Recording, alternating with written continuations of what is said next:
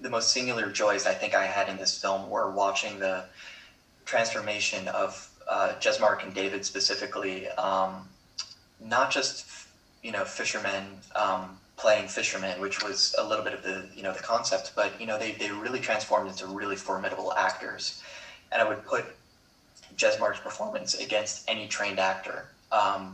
The depths that he reached are really remarkable. His soulfulness, his subtlety, the intentionality. I hope you get to meet Jesmark one day, because he's very different than the character. That level of performance, I think, is achieved by few actors, and you really have to be really well trained to do what he did in this film. What you really have to do is be prepared to make the film for no money at all.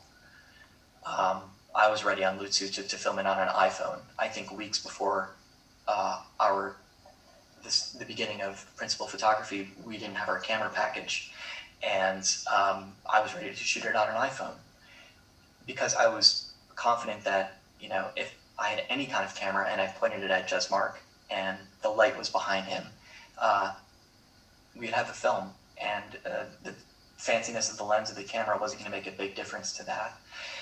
So speaking to other filmmakers, I think that's the first thing to just make sure of is, do you have a story to tell, and do you have a novel way of telling it? Can you get people excited about your story?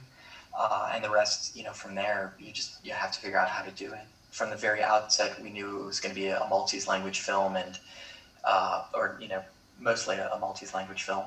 I do not speak Maltese. My parents spoke Maltese in our home growing up. They decided not to teach their children their language because they felt like it might hinder our assimilation in America. I don't begrudge them for this, but it still strikes a certain sadness in me. It was one more way that I related to the themes in this film. I think it's especially true in immigrant families, the conscious choices that you have to make to lop off parts of your heritage in order for your children to thrive in a new context. I don't think, in the late 80s when we were, born and growing up, and the 90s, they had any notion in their head that, one of their children would be desperate to get back to Malta and be making films in the language that they chose not to teach them. So I was not dissuaded by the fact of not being a native speaker. I wasn't in any way dissuaded from doing the dialogues in Maltese, because it's a very simple choice. What would Jesmark and David normally speak to each other? They would normally speak to each other in Maltese. So that's what they'll speak. Why make them speak English?